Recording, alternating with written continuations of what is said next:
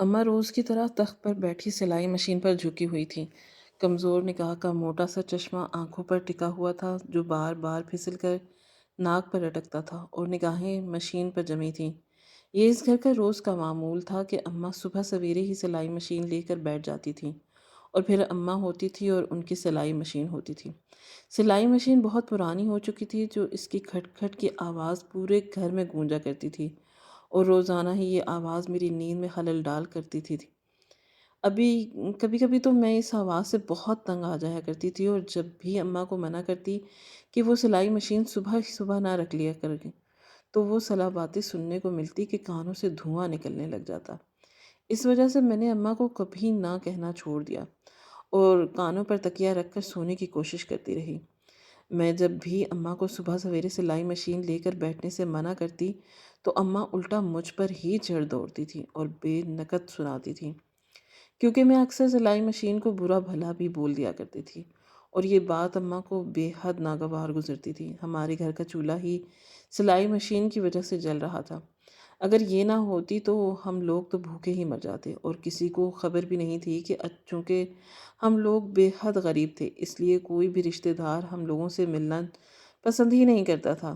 لے دے کر اماں کی صرف ایک بہن تھی جو اکثر ہمارا حال پوچھا کرتی تھی اور گھر آ جایا کرتی تھی، مگر ان کا ہمارے گھر زیادہ آنا جانا بھی ان کے شوہر کو پسند نہیں تھا، اس لیے وہ اکثر اپنے شوہر سے چھپ کر ہمارے گھر آتی تھی۔ میری یہ خالہ میری اماں کی چھوٹی بہن تھی اور مجھ سے اور اماں سے بہت پیار کرتی تھی، کیونکہ جب بھی وہ اکثر ہمارے گھر آتی تو یہی بات کرتی تھی کہ ان کے ماں باپ یعنی میرے نانا نانی کے مرنے کے بعد میری اماں نے انہیں اولاد کی طرح پالا تھا اور ان کی شادی بھی اماں نے ہی کروائی تھی۔ ایک طرح سے وہ میری اماں کو اپنی بہن سے زیادہ اپنی ماں کی طرح سمجھتی تھی۔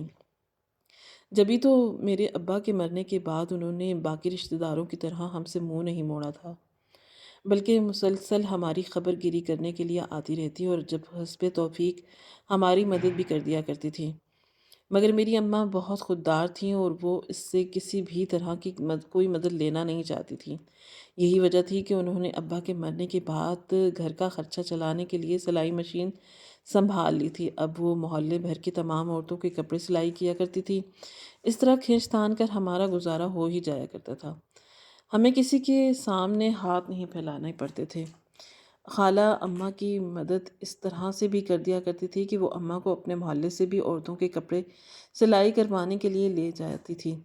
اس طرح اماں کے پاس کام اور زیادہ آ جاتا تھا اور چند پیسے بھی مزید آ جاتے تھے۔ جب میرے ابا زندہ تھے تب ہمارے حالات اتنے برے نہیں تھے۔ ابا کہیں سے بھی کما کر لے آیا کرتے تھے اور گھر کا چولہا چکا چل ہی جایا کرتا تھا، مگر پھر ابا کو ایک ایسی بیماری نے آن گھیرا کہ جس نے دیکھتے ہی دیکھتے ابا کو دیمک کی طرح چاٹ لیا۔ ابا دن بدن کمزور ہوتے جا رہے تھے اور صحت گرتی جا رہی تھی۔ پہلے جو کبھی ان کی صحت قابل رشک ہوا کرتی تھی اب وہ صرف ہڈیوں کا ڈھانچہ معلوم ہوتی تھی۔ اماں کی ان کے حالت دیکھ دیکھ کر ہولتی رہتی تھی، مگر ابا نے پھر بھی ان حالات میں کمانا نہیں چھوڑا تھا۔ وہ اپنی ذمہ داری بخوبی پوری کر رہے تھے۔ آہستہ آہستہ جب ابا طبیعت بہت زیادہ خراب ہوئی تو ان کی ہمت بھی جواب دے گئی۔ اب وہ بستر سے اٹھنے کے قابل نہیں رہے تھے۔ میں اور اماں ان کی یہ حالت دیکھ کر چپ ہو جایا کرتے تھے اور چھپ چھپ کر آنسو بہاتے تھے۔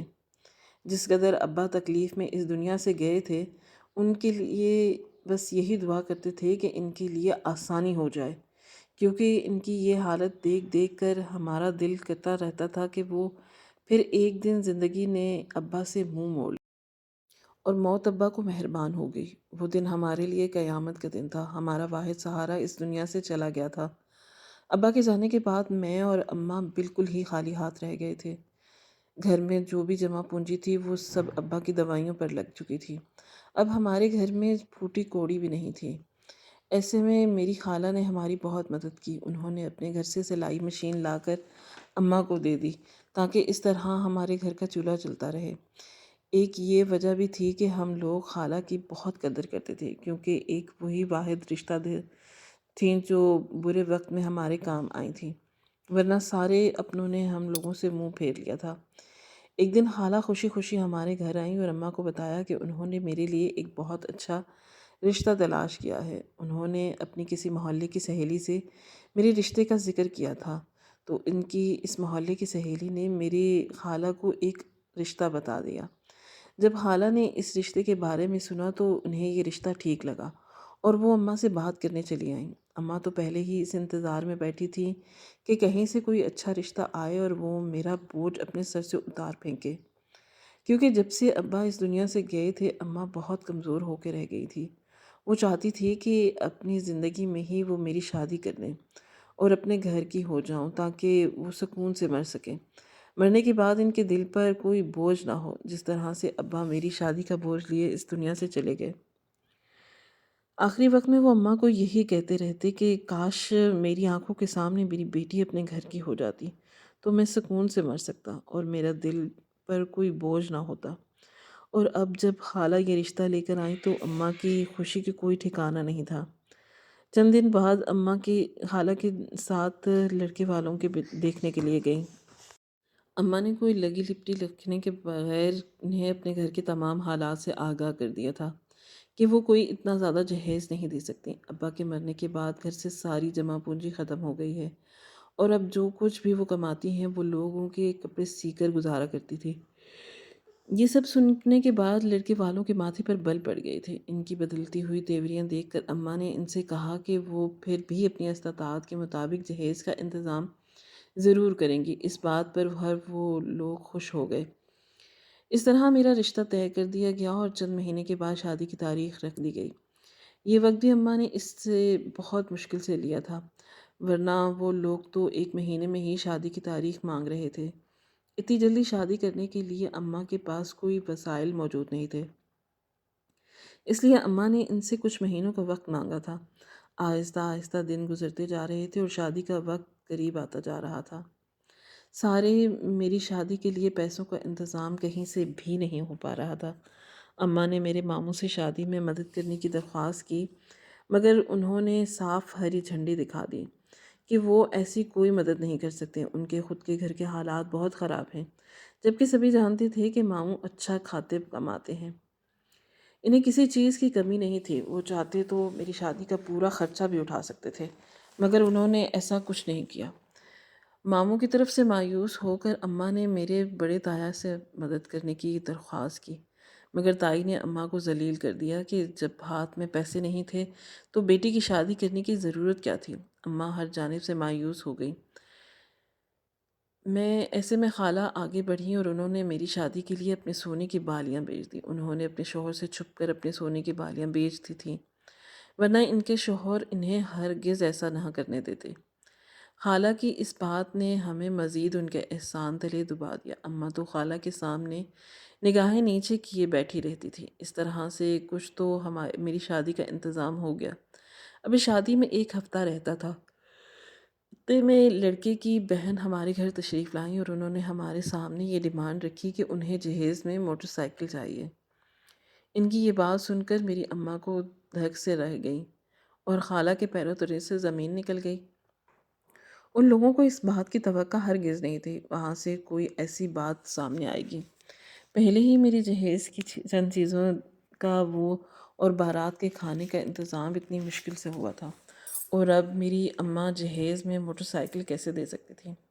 یہ تو بالکل ہی ناممکن بات تھی۔ اماں نے ان کو ہمارے حالات پہلے ہی بتا رکھے تھے، اور اب ایسے میں ان کی طرف سے یہ ساری باتیں سمجھ سے بالکل باہر تھیں۔ اماں نے اسی وقت ان سے معذرت کر لی کہ وہ موٹر سائیکل بالکل نہیں دے سکتی۔ اس بات کو ان لوگوں نے اپنی انا بنا لیا اور بارات لانے سے صاف انکار کر دیا۔ اگر ہم لوگ جہیز میں موٹر سائیکل نہیں دیں گے تو وہ لوگ بارات بھی نہیں لائیں گے۔ اماں اور خالہ نے انہیں بہت سمجھانے کی کوشش کی، مگر وہ لوگ اپنی ضد پر اڑے رہے اور اسی طرح میری شادی ہوتے ہوتے رہ گئی، کیونکہ ان لوگوں نے موٹر سائیکل کے بغیر شادی سے صاف انکار کر دیا تھا۔ اس بات کا صدمہ میری ماں نے اس قدر لیا کہ وہ بیمار ہو گئیں اور چارپائی سے لگ گئیں۔ دن رات انہیں دیکھ دیکھ کر روتی رہتی، کیونکہ اب وہی میرا سہارا تھی۔ ابا کے بعد زندگی بہت مشکل ہو گئی تھی، مگر ماں پھر بھی مجھے ابا کی کمی محسوس نہیں ہونے دیا کرتی تھی۔ اور اب جب ہی اماں چارپائی سے لگ گئی ہیں تو ایک دفعہ پھر ابا کے جانے کا منظر میری آنکھوں کے سامنے लहराने लगा। एक रात अम्मा सोईं तो सोती ही रह गईं और फिर ना उठ सकीं। मैंने जब सुबह अम्मा को उठाना चाहा तो उनका हाथ एक जानिब लड़क गया। मैं आप अपनी जगह ही धक सी रह गई थी। मैंने फिर से अम्मा को हिलाया तो अम्मा बिल्कुल बेसुध थीं। मैं भाग कर बाहर वाली खाला रशीदा के वहाँ गई और उन्हें घर बुलाया। घर आई और अम्मा को देखा तो खामोशी से मुझे गले लगा लिया और मेरी खाला को एक बच्चे को बुलाने के लिए भेज दिया। एक बात फिर एक और क़यामत मेरी मुंतज़िर थी। मेरी माँ बाप दोनों ही मुझे छोड़कर जा चुके थे। अम्मा और अब्बा दोनों ही मर चुके थे। मेरे घर बिल्कुल खाली होकर रह गया था। खाली खाली नज़रों से सारा दिन घर की छतों को तकती रहती थी। अम्मा के मरने का ज़िम्मेदार खुद ठहरा रही थी। मेरी शादी के टूटने का सदमा अम्मा ने इस कदर ले लिया था कि वो अपनी जान से ही हाथ धो बैठी थी। मैं जानती थी कि अम्मा मेरे लिए किस कदर परेशान रहती थी। जाने वो मुझे कैसे छोड़कर चली गईं। जब मौत का फ़रिश्ता उन्हें लेने आया होगा, उन्होंने हाथ तो जोड़े ही होंगे। ये सारी बातें मुझे बेहद परेशान रखती थीं। अम्मा की याद मुझे किस पल चैन नहीं लेने देती थी। अब सुबह-सुबह मेरे कानों में सिलाई मशीन की खटखट भी नहीं होती थी। मैं सारा-सारा दिन घर में बुलाई-बुसाई सी रहती थी। अम्मा का तीजा हो गया था और खाला मेरे साथ ही घर में रुकी थी। अब घर से तमाम मेहमान भी जा चुके थे मगर किसी ने ये नहीं सोचा था कि जवान लड़की घर में अकेले कैसे रहेगी। इन हालात में भी खाला ही सामने आईं और वो मुझे अपने साथ अपने घर ले आईं। खाला के एक और एहसान तले में दब चुकी थी। हम लोगों पर खाला ने जितने भी एहसान किए, इन एहसानों का बदला मैं मर के भी नहीं चुका सकती। ज़ाहिर है इस घर में मैं अकेली नहीं रह सकती थी, मुझे लाज़मी किसी का सहारा चाहिए था। ऐसे में खाला का सहारा देना मेरे लिए बहुत बड़ी बात थी। मैं चुपचाप खाला के साथ उनके घर चली आई। उनका घर हमारे घर से कुछ फासले पर ही था। जब मैं खाला के साथ इनके घर में दाखिल हुई तो सामने ही सहन में खालू बैठे हुए थे। मुझे देखते ही इनके माथे पर बल पड़ गए मगर उन्होंने मुंह से कुछ न कहा। खाला के घर में 2 ही कमरे थे। एक कमरे में खाला और खालू रहते थे और खाला के दूसरे कमरे में मेरा सामान रखवा दिया। मेरे पास सामान था ही क्या, बस चंद जोड़े थे पहनने के लिए, इसके अलावा मेरे पास कोई सामान नहीं था। मैं दूसरे कमरे में आ गई तो खाला भी अपने कमरे में चली गई। कुछ देर बाद खाला और खालू के कमरे से उनके लड़ने की आवाज़ें आ रही थी। खाला उनसे कह रही थी कि यतीम समझकर ही मुझे इस घर में रहने दें, मगर खालू किसी सूरत भी राज़ी नहीं हो रहे थे। कुछ देर तक उनके लड़ने की आवाज़ें आती रहीं और एक दूसरे कमरे में परेशान बैठी रही। अगर मैं यहाँ से भी निकाल दी गई तो मैं कहाँ जाऊँगी? मेरे पास तो इस घर के सिवा और कोई ठिकाना भी नहीं था। कुछ देर बाद खालू घर से बाहर चले गए। इनके जाने के बाद मैंने खाला से पूछा कि क्या इन्हें मेरा इस घर में आना पसंद नहीं? खाला की निगाहें चुराते हुए कहा कि ऐसी कोई बात नहीं है। वो लोग किसी और बात पर लड़ रहे थे। मुझे परेशान होने की ज़रूरत नहीं है। अब मैं इसी घर में रहूँगी, ये सुनकर मुझे इत्मीनान हुआ और मैं बस में परेशान बैठी रहती थी। दिन आहिस्ता-आहिस्ता गुज़रते जा रहे थे। अब मैं खाला के साथ उनके घर में ही रहने लगी थी। इस दिन के बाद खालू के दोबारा खाला से कुछ नहीं कहा। इनका रवैया भी मेरे साथ बिल्कुल ठीक होता था और मुझे घर से निकलने के लिए नहीं कहते थे। मेरे लिए इतना ही काफ़ी था। मैं जो अपने घर में हिलकर काम नहीं करती थी, खाला के पूरे घर की ज़िम्मेदारी मैंने सँभाल ली थी। हालाँकि खाला मुझे घर के काम करने से मना भी करती थी और मुसलसल काम में लगी रहती थी, मगर मुझे अच्छा नहीं लगता था कि किसी के घर में रहकर आराम करूँ। इसी वजह से अब मैं होता तो दिन के घर के काम-काज करती रहती। एक रात मैं थक-हार कर सो रही थी कि जब मुझे खाला और खालू के कमरे से लड़ने की आवाज़ें आने लगीं।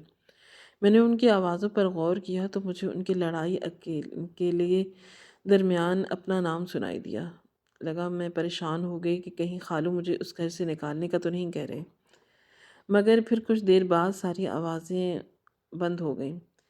मगर फिर इनके बाद मुझे नींद न आ सकी। बेघर होने का शोर मेरे ज़हन में पंजे गाड़ने लगा। पूरी रात मैं जागते हुए आँखों में गाड़ दी। मुझे एक पल के लिए भी नींद नहीं आई थी। सुबह उठते ही मैंने खाला से रात के मुतालिक पूछा तो उन्होंने बात गोल कर दी और अपनी इस लड़ाई के मुतालिक मुझे कुछ नहीं बताया। मगर मुझे खाला कुछ परेशान सी दिखाई दे रही थी और होता भी दिन में वो खोई-खोई रहती थी। इनसे बात करने के लिए इन्हें आवाज़ देती मगर उन्हें मेरी आवाज़ भी नहीं सुनाई देती। वो जैसे किसी और ही दुनिया में खोई होती थी। اب یہ ہر دوسرے تیسرے دن کا معمول ہو گیا کہ خالہ اور خالو کے لڑنے کی آوازیں آتی اور ساتھ ہی مجھے میرا نام بھی سنائی دیتا۔ وہ کسی بات پر لڑتے، اس بات کی سمجھ مجھے کہ آ سکی کہ خالہ ان دنوں بے حد پریشان رہنے لگی تھی۔ انہوں نے ایک رشتے والی سے کہہ کر میرا رشتہ کی تلاش بھی شروع کر دی تھی، مگر کوئی بھی ایک یتیم لڑکی کو اپنے گھر کی بہو نہیں بنانا چاہتا تھا، اور اوپر سے میری شادی بھی ہوتے ہوتے رہ گئی تھی۔ اس بات نے میرے دامن پر داغ لگا دیا۔ اب جو بھی رشتہ آتا سب سے پہلے یہی بات پوچھتے کہ بھاگ جاتے کہ شادی سے ایک ہفتہ پہلے میری شادی ٹوٹ چکی ہے۔ اس بات نے مجھے کہیں کا نہ چھوڑا۔ خالہ پہلے ہی دمے کی مریض تھی اور اب تو انہیں کھانسی بھی رہنے لگی تھی۔ میں خالہ کو آرام کروانے کی ہر ممکن کوشش کرتی اور خیال بھی رکھتی۔ میں نہیں چاہتی تھی کہ جس طرح اماں میرے باپ چھوڑ چکی ہیں، میری خالہ بھی مجھے چھوڑ کر چلی جائیں۔ ماں کے مرنے کے بعد خالہ نے مجھے ماں کی کمی محسوس نہیں ہونے دی اور میرا ایک ماں کی طرح خیال رکھا اور مجھ سے اپنی اولاد کی طرح ہی پیش آتی رہی۔ حالانکہ کوئی اولاد نہیں تھی اور وہ بچپن سے ہی مجھے اپنی بیٹی کی مانند محبت کیا کرتی تھی، اور میں بھی انہیں اپنی ماں کی جگہ سمجھتی تھی۔ وقت کو جانے کیا منظور تھا، خالہ کی طبیعت بگڑتی ہی جا رہی تھی۔ میری آنکھوں کے سامنے میرے ماں باپ اس دنیا سے چلے گئے اور اس خالہ کو کھو دینے کا دکھ میں نہیں اٹھا سکتی تھی۔ اب خالہ ہر وقت بیمار رہنے لگی تھی اور وہ ہر وقت یہی کہتی کہ میرے مرنے کے بعد یہاں سے بھاگ جانا، اس گھر میں نہیں رہنا۔ مجھے خالہ یہ بات بہت عجیب لگتی تھی، مگر ان کی خراب طبیعت کے پیش نظر میں ان سے زیادہ سوالات نہیں کرتی تھی اور خاموشی سے ان کی ساری باتوں کا جواب میں سر ہلا دیا کرتی تھی۔ حالانکہ خالو کا رویہ میرے ساتھ بالکل ٹھیک تھا، مگر جانے ایسی کون سی بات تھی جس سے خالہ کو ہر وقت دھڑکا لگا رہتا تھا اور جیسے مجھ سے سب بہت کچھ کہنا چاہتی تھی۔ بس یہی کہتی رہتی تھی کہ میں ان کے مرنے کے بعد اس گھر سے فوراً چلی جاؤں اور ہرگز بھی یہاں نہ رکوں۔ اس دن پورا دن خالہ پلنگ پر لیٹی کھانستی رہی اور ان کا سانس بھی اکھڑتا رہا اور میں بے بسی کی مورت بنی خالہ کو اس حال میں دیکھتی رہی۔ خالہ نے مجھے اپنے پاس بلا کر مجھ سے ایک بار پھر وعدہ لیا کہ میں ان کے مرنے کے بعد یہاں نہیں رہوں گی۔ ان کے منہ سے موت کا نام سن کر میرا دل دہلنے لگا۔ میں اب اپنی زندگی میں اتنا بڑا صدمہ برداشت نہیں کر سکتی تھی، مگر قسمت پر کب کس کا زور چلتا ہے۔ میں اپنی قسمت کے سامنے بالکل بے بس تھی اور میری ہی آنکھوں کے سامنے خالہ نے دم ایک بار پھر مجھ پر قیامت ٹوٹی تھی اور میں ہر بار کی طرح زندہ رہی۔ میرے سارے رشتے ایک ایک کر کے اس دنیا سے رخصت ہو گئے، مگر میں زندہ تھی۔ اس وقت شدت سے میں نے اپنی موت کی دعا مانگی۔ خالہ کی تدفین کے بعد میں سوچ رہی تھی کہ مجھے اس گھر میں رہنا چاہیے یا نہیں، مگر میں کوئی فیصلہ نہیں کر پا رہی تھی کہ مجھے کیا کرنا چاہیے۔ اگر میں اس گھر سے نکل بھی جاؤں تو کہاں جاؤں گی؟ اس بھری دنیا میں تو سب میرا کوئی بھی نہیں ہے۔ ماموں چند لمحوں کے لیے خالہ کی تدفین کے وقت آئے تھے، اس میں بھی مجھ سے بات کیے بغیر ہی چلے گئے۔ انہوں نے یہ تک نہ پوچھا کہ میں اس گھر میں کیسے رہوں گی۔ خالہ کی میت سامنے رکھی تھی اور خالہ عورتیں باتیں کر رہی تھیں کہ ایک ہفتہ پہلے شادی ٹوٹ گئی، ضرور لڑکی میں کوئی عیب ہوگا جو یوں ایک ہفتہ پہلے لڑکے والوں نے بارات لانے سے انکار کر دیا۔ پھر اس کی ماں بھی مر گئی اور اب اپنی خالہ کو بھی کھا گئی۔ یہ لڑکی ہی منحوس ہے، جس گھر میں جائے گی وہ منحوسیت بھی پھیلائے گی۔ ان سب عورتوں کی یہ ساری باتیں سن کر میرا چھلنی چھلنی ہو رہا تھا، اور وہ عورتیں اپنی زبان سے کسی کو بھی جان سے مارنے کا ہنر رکھتی تھیں۔ میں بس خاموش بیٹھی ان عورتوں کی باتیں سن رہی تھی اور اپنی قسمت کو کوس رہی تھی۔ رات گہری ہوتی جا رہی تھی، گھر سے تمام مہمان بھی رخصت ہو چکے تھے۔ خالو بھی ابھی تک گھر نہیں آئے تھے۔ مجھے ان کے گھر آنے سے پہلے پہلے اس گھر سے نکلنے کا فیصلہ کرنا تھا، اور میں نے فیصلہ کر لیا تھا کہ میں خالہ کی بات کو عمل کروں گی اور یہ گھر چھوڑ دوں گی، کہیں بھی چلی جاؤں گی۔ خالہ نے کچھ سوچ کر ہی مجھ سے یہ کہا تھا، ورنہ تو وہ مجھے ماں سے بڑھ کر چاہتی تھی۔ یوں بنا کسی وجہ سے وہ مجھے اپنی موت کے بعد بے گھر نہیں کر سکتی تھی۔ میں نے ایک بیگ میں اپنے چند جوڑے رکھے اور کچھ پیسے خالہ کی مجھے دیے تھے اور وہ بھی اپنے بیگ میں رکھ دیے، اور چادر کو اپنے گرد لپیٹ کر میں گھر سے نکلنے لگی۔ مگر اسی لمحے خالو گھر میں داخل ہوئے اور مجھے یوں گھر سے نکلتا دیکھ کر وہ ٹھٹک گئے۔ انہوں نے مجھ سے پوچھا کہ رات کے اس پہر میں کہاں جا رہی ہوں، تو میری زبان جیسے تالو سے چپک گئی۔ انہوں نے میرے ہاتھ میں پکڑا بیگ دیکھا اور سمجھ گئے کہ میں یہ گھر چھوڑ کر جا رہی ہوں، اور وہ ایک دم ہی غصے میں آ گئے اور مجھ سے چلا کے پوچھنے لگے کہ میں کہاں جا رہی تھی اور کیوں، تو میں بہت ڈر گئی اور میں نے انہیں ساری بات بتا دی کہ خالہ نے مجھ سے وعدہ لیا تھا کہ ان کے مرنے کے بعد میں یہ گھر چھوڑ دوں گی اور چلی جاؤں گی۔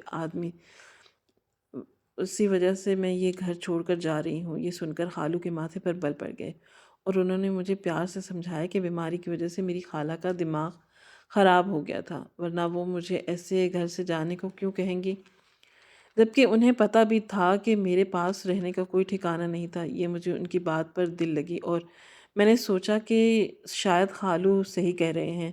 انہوں نے مجھ سے کہا کہ جا کر میں اپنا سامان اندر رکھوں اور کچھ دیر میں واپس آ رہے ہیں۔ وہ گھر سے دوبارہ باہر چلے گئے۔ کچھ دیر میں آنے کا کہہ کر جب وہ گھر سے نکلے تو مجھے باہر سے کنڈی لگانے کی آواز آئی، مگر میں اس بات کو اپنا وہم سمجھا اور دوبارہ اپنے کمرے میں چلی گئی۔ ابھی مجھے کمرے میں آئے کچھ دیر ہی گزری تھی کہ خالو دوبارہ گھر میں واپس آ گئے۔ میں کمرے میں بیٹھی خالہ کو یاد کر رہی تھی تو مجھے باہر سے کچھ آدمیوں کی باتیں کرنے کی آوازیں آنے لگیں۔ مجھے لگا کہ کچھ لوگ خالہ کی تعزیت کرنے کے لیے آئے ہوں گے، اسی وجہ سے میں اندر ہی بیٹھی رہی تھی۔ کچھ دیر بعد خالو کمرے میں آئے اور انہوں نے مجھ سے مہمانوں کے لیے چائے بنانے کو کہا۔ میں خاموشی سے اٹھ کر چائے بنانے باورچی خانے میں چلی گئی اور جب چائے لے کر مہمانوں کے سامنے گئی تو وہاں 2 آدمی بیٹھے ہوئے تھے۔ میں نے ان لوگوں کو سامنے چائے لا کر رکھی تو ان آدمیوں نے گہری نظروں سے میرا جائزہ لیا۔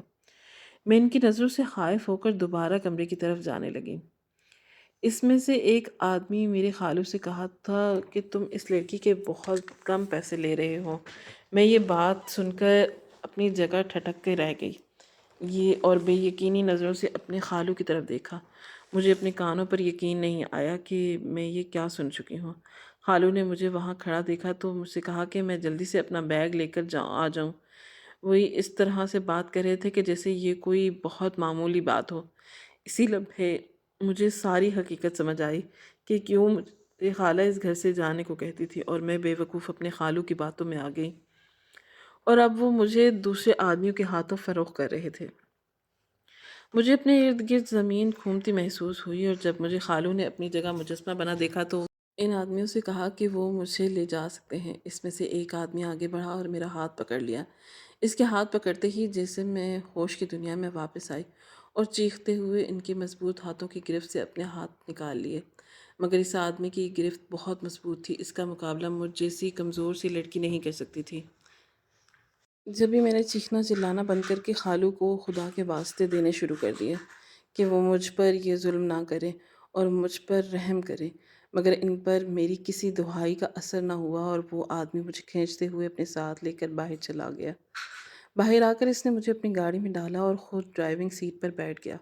اتنے میں اندر سے وہ دوسرا آدمی بھی باہر آ گیا اور وہ بھی گاڑی میں بیٹھ گیا۔ کچھ دیر بعد گاڑی چلانے لگے اور میں خود دہشت سے کانپنے لگی۔ میں ان آدمیوں کی منت کر رہی تھی کہ مجھے جانے دیں، مگر وہ میری طرف سے بالکل کام لپیٹے ہوئے تھے۔ کچھ دیر بعد گاڑی ایک جھٹکے سے رک گئی۔ سن کر باتوں سے اندازہ ہوا کہ ان کی گاڑی کا ٹائر پھٹ گیا ہے۔ دونوں آدمی اتر کر اپنی گاڑی کو دیکھنے لگے۔ جیسے ہی ان کی آنکھ بجی، میں موقع غنیمت جانتے ہوئے اس گاڑی سے اتر کر سڑک پر اندھا دھند بھاگنے لگی۔ سڑک کے دونوں اطراف اکا دکا روشنیاں لگی ہوئی تھیں اور گاڑی تیزی سے آ جا رہی تھی۔ ان آدمیوں نے کب بھی مجھے بھاگتے دیکھا تو میرا پیچھا کرنے کی کوشش کی، مگر جتنی تیزی سے میں بھاگ رہی تھی وہ میرے سامنے آتی ایک گاڑی سے ٹکرا گئی اور اچھل کر دوسری جگہ جا گری۔ گاڑی والا خدا ترس بندہ تھا، اس نے مجھے دیکھ کر اپنی گاڑی روک لی اور آدمی میرا اتنا بڑا ایکسیڈنٹ دیکھ کر اپنی جگہ رک گئے اور مجھے مرنے کے لیے چھوڑ کر فرار ہو گئے۔ اس گاڑی والے نے مجھے اٹھا کر اسپتال پہنچایا۔ جب میں ہوش میں آئی اور خود کو ہسپتال میں پایا تو شکر ادا کیا کہ میں ان آدمیوں سے بچ گئی، ورنہ جانے وہاں میرا کیا حشر کرتے۔ کچھ دیر بعد ایک آدمی اندر آیا اور اس نے اپنا تعارف کروایا کہ اس گاڑی سے میرا حادثہ ہوا تھا۔ جبھی وہ مجھے اٹھا کر یہاں اسپتال لے آیا، اس نے مجھ سے میرے گھر کا پتہ پوچھا تو میں رونے لگی، کیونکہ اس کے سوا میرے پاس اور کوئی چارہ بھی نہیں تھا۔ میں نے اس آدمی کو ساری تفصیل بتا دی اور اس سے التجا کی کہ وہ مجھے کسی دارالامان چھوڑ آئے، کیونکہ اب دنیا میں میرا کوئی اور نہیں رہا، اور کچھ دیر تک سوچتا رہا۔ پھر اس نے اپنی بیوی کو فون کر کے میرے بارے میں ساری تفصیل بتائی۔ وہ اپنی بیوی سے میری بات بھی کروائی، پھر اپنی بیوی کی اجازت سے وہ مجھے اپنے ساتھ اپنے گھر لے گیا۔ اس آدمی کی بیوی بہت رحم دل تھی، اس نے مجھے اپنے گھر میں جگہ دی۔ میں کچھ سال تک اس مہربان لوگوں کے پاس رہی۔ ان لوگوں نے ایک اچھی جگہ میرا رشتہ دیکھ کر میری شادی کر دی۔ شادی سے پہلے میں نے اپنے ہونے والے شوہر کو اپنے بارے میں ساری حقیقت بتا دی تھی تاکہ شادی کے بعد کوئی پریشانی نہ ہو۔ انہوں نے ہی مجھے میری حقیقت کے ساتھ ہی دل سے قبول کیا۔ آج میں اپنے گھر میں زندگی بسر کر رہی ہوں۔ مجھے اکثر اپنی ماں، باپ اور خالہ بہت یاد آتی ہیں۔